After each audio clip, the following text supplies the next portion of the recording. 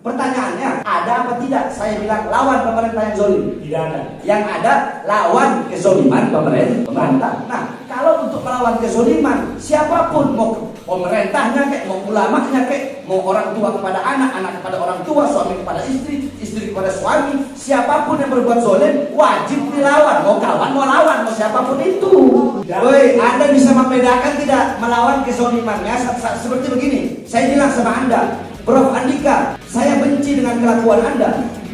Bukan tentu saya benci kepada Anda, tapi kelakuan Anda yang saya benci, perbuatan Anda yang saya benci. Bukan saya benci kepada pribadi Anda. Saya tidak menyuruh melawan pemerintah. Yang saya lawan kezoliman pemerintah. Jangankan pemerintah, bapak ibu saya aja kalau buat zolim saya lawan.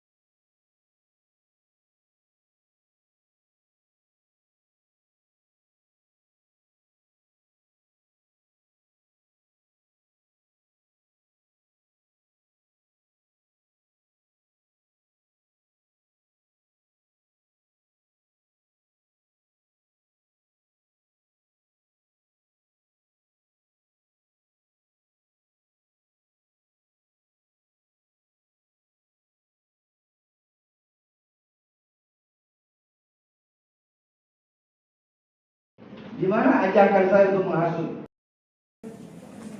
Coba sebutkan. Di mana ajakan saya, perintah saya, instruksi saya, permintaan saya untuk menghasut audiens, pendengar atau penonton yang hadir agar melawan pemerintah. Baik, ya. Di mana? Kata-katanya, letaknya di mana? Saya ingin membedakan dulu antara perintah dan ajakan dan permintaan.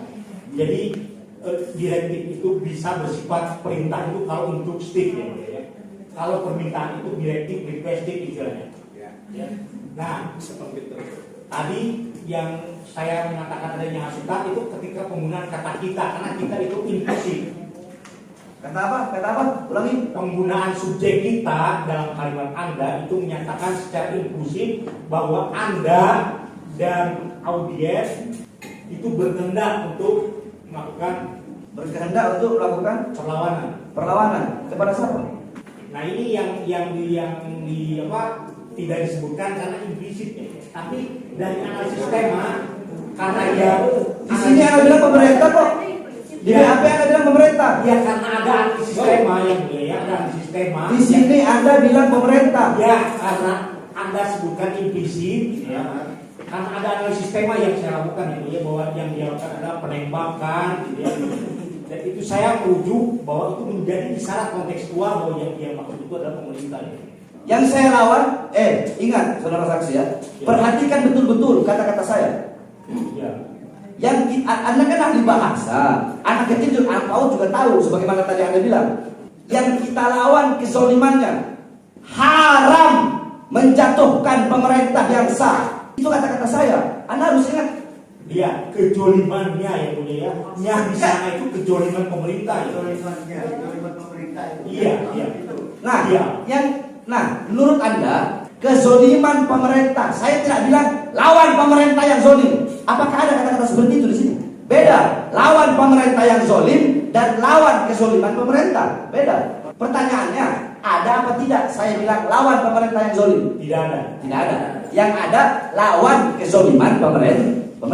Nah, kalau untuk melawan kezoliman, siapapun, mau pemerintahnya kek, mau ulamanya kek, mau orang tua kepada anak, anak kepada orang tua, suami kepada istri, istri kepada suami, siapapun yang berbuat zolim wajib dilawan. Mau kawan, mau lawan, mau siapapun itu. Jelas di sana yang buat kejoliman pemerintah. Karena tidak pemerintah yang Oke, berarti kalau nggak dilawan harus didukung kezoliman pemerintah. Ya tidak. Harus didukung. Tidak mesti. Lah, itu bukan. Itu Itu perlawanan katanya, lawan kata daripada Anda yang Anda sebutkan sebagai ahli berarti didukung, Don. Saya tidak bisa langsung Antoni, misalnya saya Anda berkata lawan pemerintah, berarti Saya- harus mendukung saya mengatakan kezalimannya, harus mendukung ketidakadilan kepada rakyat, harus mendukung penindasannya kepada rakyat, harus mendukung ketika pemerintah memihak asing, menindas pribumi, harus didukung. Jawab. tidak begitu yang mulia. Logikanya itu tidak sinonim atau itu. Ketika saya mengatakan Habib Rizik tidak ganteng, tidak berarti Habib Rizik jelek ya. Itu tidak selalu begitu ya. Anda berkata ini sebenarnya gampang yang mulia. Kan Anda udah bilang tadi, tidak ada kata-kata saya yang bilang melawan pemerintah yang zalim. Tapi dibalik lagi sama dia ketika saya bertanya. Pemahaman saudara. Jangan dibalik-balik. Dia udah bilang enggak tadi. Sekarang dibalik lagi pernyataannya. Bengkok-bengkok, nggak konsekuen sama omongan. Dasar pertimbangannya apa? Apa menurut tentara bahasa bagaimana? Ya, Katakanlah kita sudah Di sana itu kejolimannya ya. Kezalimannya, ya. Yang itu kritik yang mulia yang menyatakan posesif kepunyaan siapa pemerintah. Artinya yang dilawan itu pemerintah yang jolim ya mulia. Dan ini tidak. Woi, Anda bisa membedakan tidak melawan kezalimannya seperti begini. Saya bilang sama Anda, Profesor apa namanya? Prof Andika, saya benci dengan kelakuan Anda. Bukan tentu saya benci kepada Anda, tapi kelakuan Anda yang saya benci, perbuatan Anda yang saya benci. Bukan saya benci kepada pribadi Anda. Saya tidak menyuruh melawan pemerintah. Yang saya lawan kezaliman pemerintah. Jangankan pemerintah, bapak ibu saya aja kalau buat zalim saya lawan. Takbir! Baik, yang mulia Anda kadang nggak mengerti ini gampang, bahasa gampang. saja yang mulia yang silakan aja jawab pendapat seperti itu. Itu pendapat Ya, Bukan. saya hanya menjelaskan di sana ada kasarnya ya. Iya, cuma penjelasan Anda ini putar-putar. apa putar-putar penjelasan Anda bilang. Secara Ya, tadi dia bilang yang mulia, tadi dia bilang ketika saya tanya, ahli sebentar. Ini dulu, ahli ini ngomong. Tadi ketika saya tanya, dia secara bilang enggak. kekuasaan Nah, hukumnya yang mulia ya, silakan buka di tata bahasa waktu itu penanda politik, penanda posesif kepunyaan. begitu ya. Ya, artinya saya melihat bahwa di sana ada ciri gitu ya, ketika dikatakan kejolimannya berarti kejoliman pemerintah. Persoalan dia menekankan gitu ya, menekankan bahwa yang dilawan itu bukan pemerintahnya tapi kejolimannya. Itu kan hanya penafsiran dia. Sekarang begini, Anda Muslim, saya Muslim. Wajib nggak kita beriman kepada Al-Quran? Wajib. Wajib nggak kita beriman kepada hadis? Wajib. Wajib. Nah, pernah tidak Anda mendengar? Nanti saya artikan bahasa Indonesianya, kemudian Anda tafsirkan menurut Anda sebagai ahli saksi ahli. Afdhalul jihad kalimatu haqqin au kalimatu adlin inda sultanin jair. Itu kata Rasulullah. Artinya, jihad yang paling utama yaitu bukan memegang pedang. Bukan. Jihad yang paling utama bukan memegang pedang. Apa itu? Jihad yang paling utama adalah menyampaikan kebenaran, menyampaikan yang hak, menyampaikan nasihat, menyampaikan yang benar. Kepada siapa? Kepada pemerintah yang zolim. Itu hadis Nabi Muhammad SAW. Nah, sedangkan dalam pernyataan saya tidak bilang pemerintah zolim. Karena dalam Islam hukum melawan kezoliman itu hukumnya wajib. Ya, kalau perspektifnya sudah dogmatis seperti itu, saya tidak bisa membantah. Nah, ya udah begitu, udah jawab cukup seperti itu, sudah selesai. Kalau Anda tidak mau menjawab, udah selesai. Ya, dan dia bukan bertanya, dia tidak bisa membedakan mana kuliah dan mana bertanya. Itu tadi saya bertanya. Coba Anda artikan, coba ayo, Anda artikan coba. Pertanyaan saya artikan. Menurut, artikan. Saya bertanya, saya punya hak bertanya, artikan. Anda kan profesor, artikan. Artikan. Bahasa Arab saya gimana? Bukan bahasa Arab, artikan bahasa Indonesianya. Jawabannya gimana hari? Ya, artinya ketika dia meyakini kebenaran apa yang dia sampaikan. Oh, bukan itu maksud saya, artikan hadis tadi. Kan udah saya artikan. Nah, menurut Anda bagaimana persepsi bahasa Indonesianya? Di sana ada kewajiban bagi setiap muslim untuk menyampaikan kebenaran sebagai jihad yang sebenar-benarnya itu adalah. Nah, itu Anda bisa jawab, Pak. Itu maksud saya begitu, saudara ahli. Cukup jawab tahu Anda. Kalau Anda nggak tahu, ya bilang aja nggak tahu, nggak ribet kok. Udah cukup. Nah, Bentar yang mulia. Ada yang mulia. Baik, sekarang Anda berkata kan tadi. Coba saudara saksi ingatkan saya lupa. Saudara ahli, tolong ingatkan saya ya. Saya ini orangnya nggak pernah malu bertanya. Kalau memang nggak tahu ya saya bilang nggak tahu.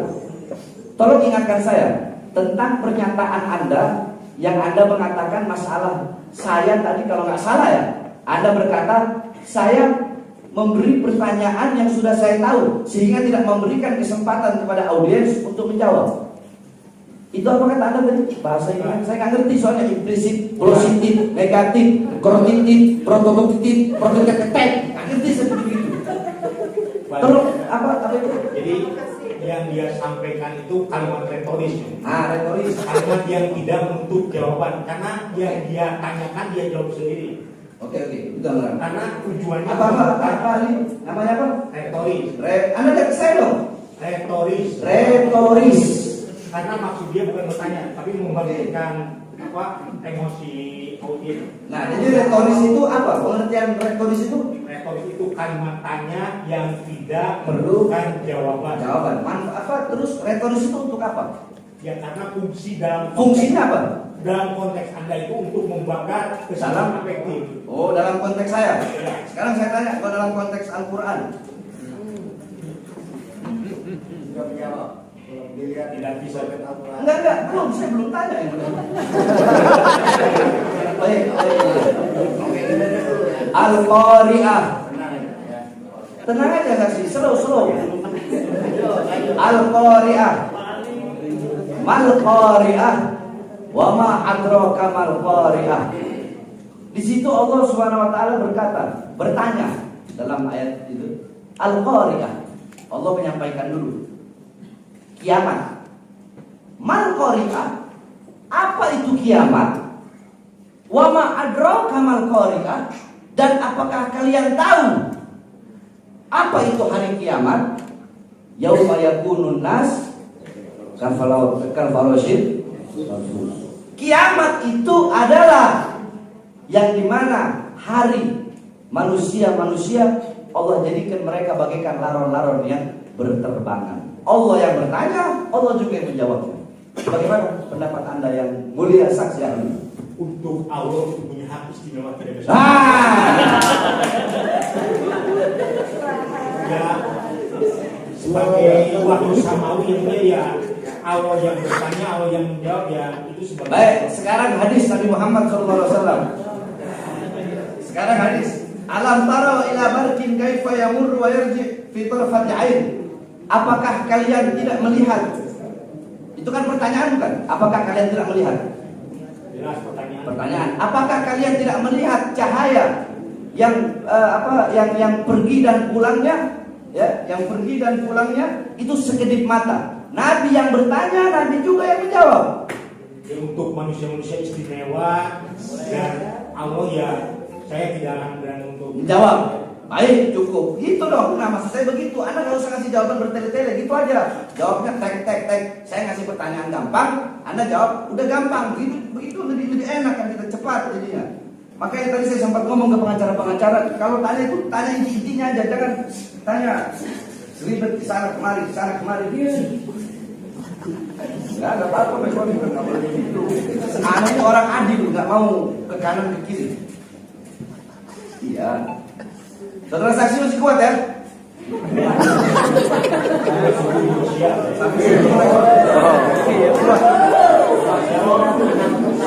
Anak tentara. Siap, saya lupa. Saya tertarik dengan pernyataan Anda yang dimana ini saya belum baca BAP Anda ya. Saya belum baca BAP nih. Nanti baru saya baca BAP. Belum. Saya masih belum baca BAP. Ini masih pernyataan-pernyataan Anda nih. Ya, berhasil dilakukan dengan pembacaan shalawat bersama-sama. Maksudnya berhasil saya telah menghasut, berhasil saya telah memprovokasi, berhasil saya telah menebarkan kebencian, berhasil saya telah menyebarkan berita bohong kepada audiens. Itu ciri keberhasilannya dengan apa? Dengan dilakukannya pembacaan shalawat bersama-sama pada akhir. Tolong Anda jelaskan. berhasilkah membangun kesamaan emotif ya mulia secara agama bahwa yang dimuliakan dalam konteks ini Habib itu membela kelahiran Muhammad SAW. Membela apa? Oh, membahas itu Ya, membahas Maulid Nabi Muhammad. Yang artinya happy gitu, dan dia sedang membagikan perasaan afektifnya karena ada turunan Rasul yang dia disakiti. Orang sholawat aja itu nggak harus Habib. Mau orang biasa juga harus sholawat. Anda sholat pada sholawat. Anda sholat pada sholawat. Nggak sah kalau nggak sholawat. Allahumma sholli ala sayyidina Muhammad wa ala sayyidina Muhammad kama sholaita ala sayyidina Ibrahim wa ala sayyidina Ibrahim. Di sini maksud Anda apa? Berhasilnya apa? Membangun emosi apa? Membangun kesamaan afektif. Apa yang dirasakan oleh Habib dengan audiennya. Oh, jadi ciri menyalurkan emosi saya kepada audiens itu dengan bersolawat tadi. Dalam konteks memperingati kelahiran Nabi Muhammad, saya harus membuatkan tema itu. Oh, berarti cirinya dari situ. Ya, Dengan bersolawat. ya, Dengan bersolawat kepada Nabi Muhammad. ya. Oh, berarti ketika saya ingin menyalurkan emosi saya kepada Anda, itu dengan sholawat. Kesamaan emosi. Iya, kesamaan emosi. Kan dalam konteks merayakan Maulid Nabi, ya, dia berbicara. Saudara saksi ahli, sholawat itu tidak harus ada di Maulid Nabi. Tapi yang namanya Maulid Nabi itu pasti sholawat. Bersolawat nggak harus di Maulid Nabi. Tapi kalau peringatan Maulid Nabi, ya pasti bersolawat. Anda paham gak? Sudah dalam konteks itu dia semangat itu. Ya udah, jawabannya tetap itu. Ya, Tetap itu. Ya. Berarti di sini Anda menuding sholawat itu adalah sebagai suatu perkara yang dimana bisa menyalurkan emosi seorang penceramah kepada audiensnya. Iya dong. Jawab. saya tidak menuduh itu, saya berpendapat. Iya, pendapat Anda berarti itu kan? Anda jawab. Ya, pendapat saya begitu. Oh, pendapat dia bahwasanya sholawat adalah suatu perkara yang dimana perkara itu bisa menyalurkan emosi sang penceramah kepada audiensnya. Nah terus sekarang kalau penceramahnya kiai-kiai bangsat, kiai-kiai bejat yang niatnya tujuannya bukan menghidupkan Islam, cari hidup dalam Islam, cari hidup dalam agama, cari hidup dalam dakwah, terus kera-kera bersorban yang kalau ceramah pasang tarif, dia ceramah, dia sholawat, berarti dia menyalurkan emosinya juga. Jawab. Tidak di luar kemampuan saya.